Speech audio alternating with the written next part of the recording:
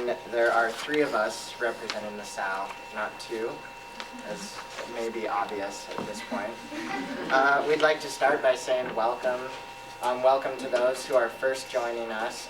Thank you for coming back if this is not the first time you've seen presentations like these.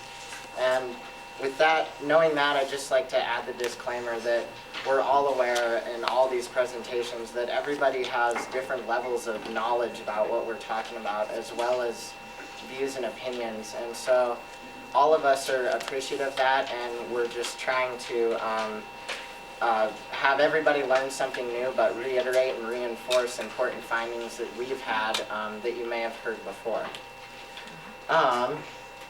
Also, I'd like to add that we hope that it's become really clear and understanding how our research and our findings were totally dependent and shaped by this participatory action research, this first-hand contact and doing interviews, taking field notes on our observations, meeting with a client advisory board. So we all hope that everybody's getting a really good feel for how all the research is dependent on talking to the consumers and listening. So to start us off, I'd like to just talk, as well as some of the other groups did, about our expectations going into the Missoula Center. First of all, because our experience volunteering, I think, was quite a bit different than the other groups who talked here today. And we had our expectations as well that changed. So first off, we thought we were going to be assigned specific tasks and duties, like sweeping the floor, wiping the tables, just really specific, concrete, here's your job. And that wasn't the case at all. When we got there, our #1 job was to simply talk to people and listen. So you can already get a feel for how this assignment of job duties falls right in line with this participatory action research. The other assumption, preconceived notion that we had going in was knowing that the Missoula Center is a wet facility, we thought that the population there was mainly going to be composed of people utilizing the SAL only because of that characteristic, that they can go there because they're intoxicated. And much to our surprise, that changed, and I'm going to go into more detail with that now. So there's a model down there that I think drives the point home that you guys can't see it all, but the important thing to take away from this is I'm going to list some sort of different opinions about this whole idea that the SAL is a wet facility, and just try to drive home the point that all these opinions stretch over a broad spectrum. So this first quote just sort of establishes, yes, there's a large amount of people there who utilize the SAL because it's a wet facility. And so a staff member just told me a lot of consumers who come here go and spend their money mainly on alcohol. So this is one end. This is the view that, yes, that's why the SAL is there. So moving along, we see that there's people who aren't utilizing the SAL because of that, but they are totally aware and understanding of those who need the SAL for that reason. So in a conversation I had, a consumer told me, well, even though I don't drink, this place is a good place for people to go who drink because they wouldn't have anywhere else to go. So then we see this sort of compassionate view where it's not for me, but other people need it, and I understand that. Moving along, we see sort of getting further away from that understanding view, we see that people are also selective. Certain people using it for that reason may be deserving, others they aren't deserving. So in a conversation I had with a consumer talking about himself, he said he expressed his low tolerance for alcoholics who say they want to get better but don't make an effort to try. So now we're starting to see that people there are sort of selective and have specific opinions about who deserves to be intoxicated and who doesn't. Moving completely to the other end, we see also people there that don't like the fact that it's a wet facility, that aren't really appreciative of that. And we see, as far as drunkenness, it can't be tolerated. It gives us all a bad name, and a couple of apples ruins the whole barrel. So the whole point of giving all these perspectives is just to show and emphasize how there's tons of different views on the fact that this is a wet facility. And then we kind of came to something else we can conclude from that. Basically, one of the first things we decided and one of the first suggestions we're going to make is this can tell us something about the staff. And I think it was expressed really well by a conversation I had with a consumer. She said to me, it's a tough job that they have, talking about the staff. It's a tough job that they have, very tough, at the POV too. It takes a toll on them psychologically, so they need a little time out. So basically what I think that this person was saying was they're recognizing how difficult this job must be to be juggling all these views about the fact that this is a wet facility and there's people coming in there intoxicated. So our first kind of point of suggestions and conclusions we make about this is, and this has been brought up in the past presentations too, but I think a little more could be done for the staff. So maybe specialized staff training to deal with certain types of situations. Maybe the staff just needs more breaks, as expressed in the quote, time out. Or maybe we need volunteers and special people to come in and deal with these situations. So now that we know that intoxication and the fact that it's a wet facility isn't the only thing that the SAL is being used for, we're going to talk about some of the other just as important uses of the SAL. So the first thing that I'm going to talk about is loneliness amongst the consumers at the SAL, and really how the SAL sort of combats this by being open. From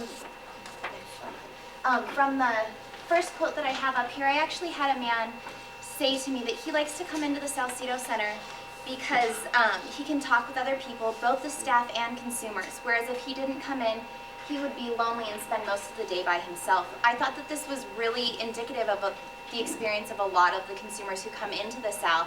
A lot of these people don't have the opportunity to really interact with anybody on a regular basis, and being at the Salcedo Center provides them the opportunity to talk with people and to interact in a way that they wouldn't normally have the opportunity to. Dylan had an experience where he had a guy come up to him and said he was just going crazy and he needed somebody to talk to. All three of us have had this experience where people have just come up and really poured their hearts out to us, shared their stories, and been very, very open because they are really lonely and need somebody to talk to. One of the other major functions of the Salcedo Center that we found was that it operates as a community center. The SAL is pretty much the only place in Missoula where you can go. There are no expectations put on you. You don't have to buy anything. You don't have to be a member of anything. You can just go in there for a safe place to feel comfortable. And a lot of people are so incredibly grateful for this. I had a man who had come downstairs last week and wanted a broom so that he could sweep the stairs. When I told him this was a really wonderful thing for him to do, he said it was the least that he could do for somewhere that gives him a place to go. And I thought that this was a great service that the SAL provides. It's the only place that provides this service. And we got to see just how grateful the consumers are from our interaction with them. And going along with that quote that we just heard from Sarah, it also shows how appreciative the clients are of the resources that the SAL provides. And the resources seem pretty simple, pretty obvious outwardly, like computer usage, hot coffee, lockers to store their belongings, classes like a poetry class. They show a movie every morning, and there's also couches where people can take a nap. And one day I was talking to a man, and he said to me, "Do you know what it's like to sleep outside? You wake up at every noise, and I'm getting too old to sleep on the ground." So that really just showed me how much it meant to him to just have a couch where he could take a nap and catch up on the sleep that he lost through the night. Now we're going to go into some suggestions that we have. So this first suggestion that we would like to make for the Salcedo Center is a little bit more open communication. I specifically would like to mention site-to-site communication. Several of the consumers at the SAL brought up the point to us that they'd like to see a little bit more open dialogue between the POV and the Salcedo Center. This quote that we have up here was from a man who said that I think better communication would eliminate a lot of the problems between the staff at the POV and the staff at the SAL, as well as the staff and everyone around here talking about the SAL. I think that a more open dialogue between the Poverello Center and the Salcedo Center would be incredibly helpful. So in addition to site-to-site communication, another communication that we call proactive communication, and that's staff to consumer communication. So I'll first read this quote, which is the larger part of the quote you already saw, and then I'll kind of elaborate on that. The staff is good, yes. They are young. They have understanding. They are bright. I think they need to be a little more interactive with clientele. It's a tough job they have, very tough, at the POV too. It takes a toll on them psychologically, so they need a little time out. But they need to be a little more accessible to the client. And I think what this consumer, as well as other consumers, were really trying to express is sometimes it can be intimidating and difficult that they feel that the staff is only approachable from the consumer, and what they'd like to see is the staff being a little more outgoing to the consumers, and that's where we're talking about that proactive communication on the staff's part. Going along with that, some more suggestions that we've heard. First, this is just a really simple one about the movies that are played at the South, and one consumer said, much of it is fight, fight, fight, war, war, war. You know, we want to change consciousness, let's have a little humor. So her idea was to just lighten up the movies that are played, just kind of bring up the mood and overall feeling at the South. And another suggestion that we heard was about the classes and the activities that are offered at the South. And a person said, you know, people need something constructive to do with their time. This place needs organized daily activities. And that's not the only time we've heard a consumer say that. It's been said to us in multiple occasions. We just have room for one quote. And our idea was to start with something like an art class, or kind of like the poetry class that's already started, where you bring people together and they're working together, talking about the same thing, or working on similar projects. And in a class, like an art class, you could bring people together and they'd be communicating about what they're doing, and as they communicate more healthy relationships are going to be built, and it'll make the South an overall better community than it already is. And the South really it serves a diverse group of people, and there's multiple perspectives of people that go to the South, we've already heard. And we could also bring in community members, like students or community artists, to help with these classes. We're not saying that the staff members should be teaching the classes. They can if they want, but we think it would be more helpful to bring in people from the community, because the staff are already, they're everything to everyone. In one day, they might be cleaning the facility, they might be doing like psychological things with people, like counseling, or they could even be doing case managing stuff. All in one day, they do that. So we don't think that they necessarily need to take that on themselves to teach classes. So we think that it'd be better to bring community people in and have them find volunteers to do that. And the South really is a lot of things to a lot of people, like we've already said. It's a vital resource for this community, and increasing the communication and interaction and community involvement is really what we need to help keep this facility going, because it's balancing all these different things, and it needs to continue. That's all. Good. Thank you.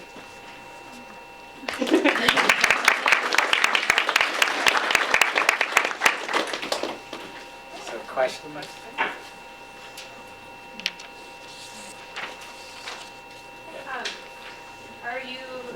Are there resources that you can provide them, or different community partners that could teach these classes? We're just starting. We need to look into that. This is just the tip of the iceberg. I think it can go any direction.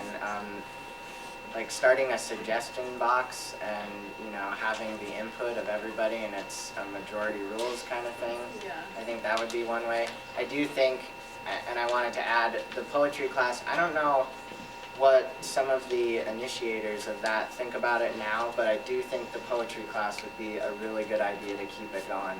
And I've heard it expressed a lot beneath the surface that the poetry class was a really good thing, and the client advisory board, as well as interviews, as well as just our observations at the site, and we're all for more poetry class. And that was a great idea, Travis. And I can speak a little bit to just the difficulty of developing classes. As a Vista, when I first started here, that was one of the tasks that we looked at trying to institute. And with the loss of the funding, you know, it's just been the reality that we've been in a holding pattern, you know, for months and months and months. We just had a staff meeting today where we talked very frankly about, you know, whether or not we can continue kind of providing just that space alone, you know, without all of the extra things that we'd love to do. The art class would be amazing. We've had art classes taught here at this site, but art supplies are very expensive. We're not, you know, in a situation where those expenditures are going to be able to happen anytime soon. But, you know, I think finding ways to bring community members, that seems to be one of the general themes that's just popped up in a lot of your guys' presentations. And I think that that's just something that absolutely has to happen for the broader understanding of the community that tends to sometimes scapegoat us just a wee bit. As the conversation continues to happen about our physical space needs, we have this whole other thing with the community need, supporting people that live in this community. Not viewing this as a facility as a magnet, bringing a problem in from outside. And we get this bunker mentality in this community where it's like, you know, we're not serving fellow community members, we are attracting something that is not desirable, that is negatively affecting downtown. One of the things, you know, with the Valor House and the Joseph residence, location is a huge issue. Being out of the city core really does actually have a negative effect, especially for people who are disabled. So, you know, some of this goes into what we continue to try to explain to people is that to be central, to be close to where the services are, and to get that community support. And I think the University of Montana will be a great collaborator as things continue to progress. And another thing I just would add is I think this class is really necessary and one of the best gateways to it in incorporating volunteers. But also in addition to that, the way the Joseph residents described how they came up with really specific tasks and sort of how it helped empower the individual, and it wasn't necessarily, and so I think getting community members and volunteers, but you know, when you get them, you say, do you have like special tasks that you'd be confident enough to like do something like organize and do like a group activity type of thing? Because we've heard it expressed a ton that these group activity thing, and we're understanding of the art, you know, the dilemma with art class, and that's why what pops into my mind is poetry class is the ideal way to go. Just personally, teaching the poetry class was just a lot of fun. We had some really amazing, really dynamic conversations. And there's, you know, because I write, and poetry is really one of my passions, and so there tends to be the sense that it's this kind of highbrow art that only the learned elites of universities can have access to. That's absolute crap. And you know, I think anyone responds to music and to language, and it is very empowering. So you know, some actual pieces that were created by folks were really it's really inspiring for me. And I always learn more about the stuff that we read by talking to people. I had a better reading of a poem by Theodore Ruffy at the Poverello Center than I did at the university talking with a bunch of grad students who thought they already knew everything. I always learn something, and I think that's really it shows me the power of bringing those kind of elements into the Poverello Center and just a lot of our sites. So what I was curious as to what sort of research or how you explored the folks who actually use the Salcedo Center as clientele. Have you done any sort of explore the idea of using their skills and their abilities to teach some of these classes? Because the ones I've met personally as a nurse here at the Poverello, they have phenomenal skills and abilities themselves without utilizing some of their abilities. And Yeah, I thought about that because a lot of them, I found a lot of people have like building skills or a lot of like construction type of skills, and I thought maybe like building things, but I don't know what to build. I'm not a builder.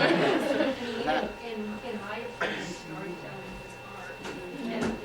I mean, Well, I think even in like the art classes, Jackie and I had a conversation last week or the week before about the amazing talents that some of the people at the Salcedo Center have.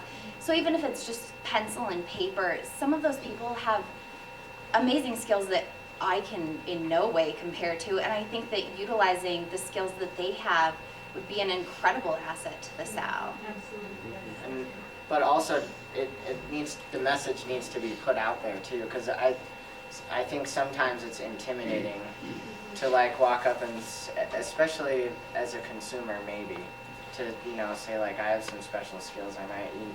There needs to be, and that's kind of what we're talking about with the just communication, like better communication back and forth everywhere. Is because we do think that's absolutely a good idea if somebody wants to do something like that and teach that a consumer themselves. I think that would be absolutely amazing. Jackie, I think, has been waiting. I have a question. I know one of the barriers to getting volunteers is people are concerned for their safety, so I was wondering if, I won't take any offense, if you guys ever felt unsafe at your time at the Salcedo? I have never No, felt in any way in danger at the SAL. no, me either. No.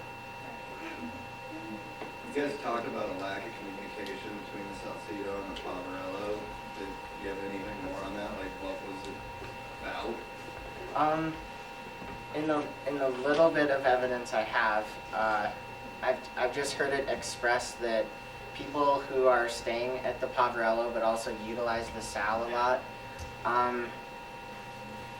they hear about something that's going on with one facility or the other, and they hear something differently from a different staff member at the end. So they hear one thing at the POV when they're here, and they hear something else at the SAL that's completely different. And I don't have any like a good example, but the point is it's something that they feel affects them, and they can see, well, there's obviously conflicting views going on here, and so the people that I'm trying to talk to at both places they're just not lining up. That's kind of the extent that it's been expressed to us, and I'm sorry I don't have a little bit more to elaborate on, but that's what we've been told. I've heard too, like sometimes between staff, like when the SAL perhaps like needs some things, they don't always get them right away, and that causes some issues. Like, It's a block and a half, and sometimes it can feel like 10 miles. that's what I guess- I've heard. I guess in another, a little bit better example, a little more elaboration, is sometimes the rules are a little subjective to some staff members, I think. So I've heard expressed by some consumers, and so they're like, for example, with getting into the locker at the end of the day at the SAL, it seems pretty simple and concrete, but there's been some juggling attitudes, conflict there. So just, I think that's the best way I can describe it. We also have heard some of these criticisms, and we, in our staff meetings discuss these things. And something as simple as a locker call, it's not that simple, because this is access to personal belongings. Right. It can be really what someone has. This is what they have. And so we always know that there's always room for, I think, more consistency, better communication. The drop-in center is really unique in the fact that it's a very kind of wide open program at this point, with not a lot of development. There's not. This has only been, I think, we're going on probably 2 years this December, and so we barely hit our year anniversary. Before a lot of the funding issues and loss of program. We've got 2 program directors, now we don't have any directors.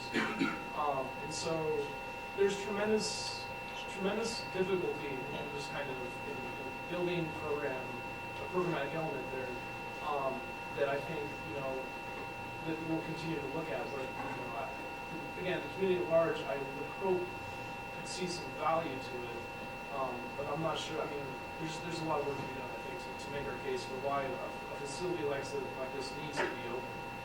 Well, and I think too, pulling in volunteers, all 3 of us were able to see just how vital the SAL is. And so whether it's volunteers from future classes at the university or volunteers from around the community and instituting classes, I think that will really help to sort of spread the word as to how necessary it really is.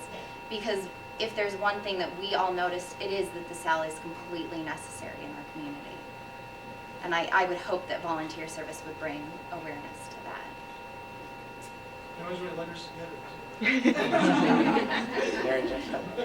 I just wanted to reiterate what I've heard from staff members and other consumers. Open mic or music class would be really appreciated, and to be able to invite the community in for something like that would be kind of fun, I think. Yeah. Is there anything else? Okay, so before I think we're ready to wrap up. I guess we just want to say a few things, which is thank you so much for coming and listening to our presentations. For some of you, this is the second, third, or fourth time you've heard some variation of it, so we really appreciate your attention. And I think I speak for the whole class in saying that the POV is an amazingly generous host to us. And you guys talk all the time about how great it is to have the students here, and there's 10 of us in the class. Each person spent 30 hours volunteering, so our class, gave 300 volunteer hours to the POV, but we learned and took away so much more than anything we could ever give you. So we look forward to working with you in the future. We would love to chit-chat with you a little bit after the presentations. Tell us what we got wrong. Tell us what we got right. Tell us what we should do in the future, because we're hopefully going to do this class again next year, and we hope to take what everyone learned in this experience and really build on it and make the program better next time. So we're really appreciative to be here. We'll see you again, and please join us in some refreshments. Okay, thank you.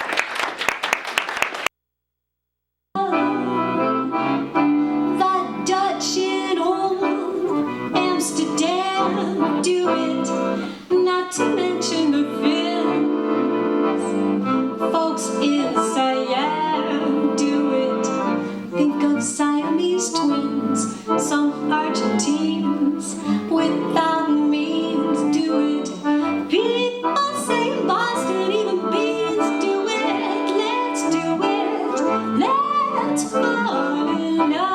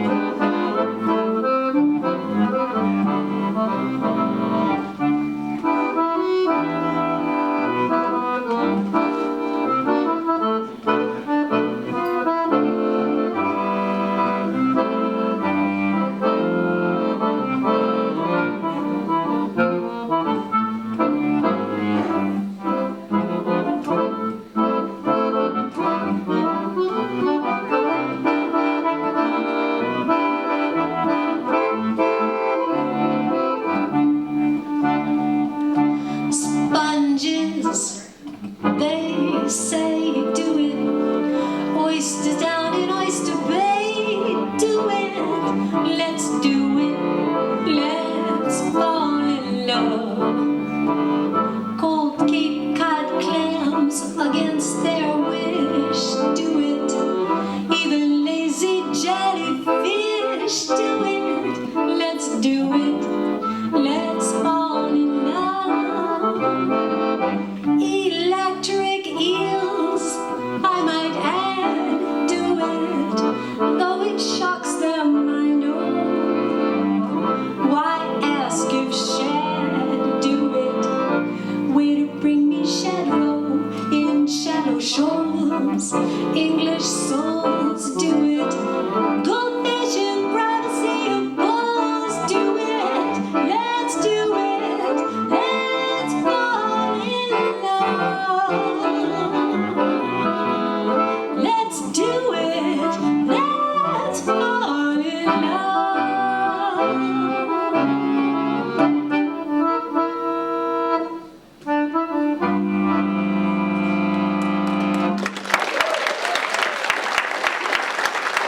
Thank you very much.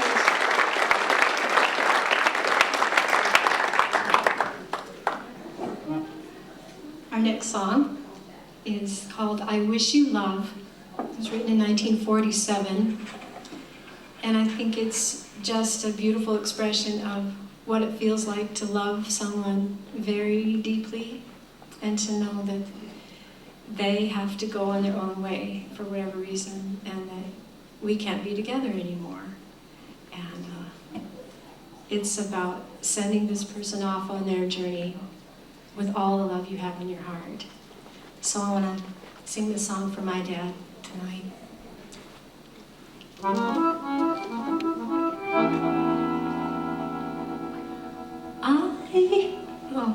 Can we start over?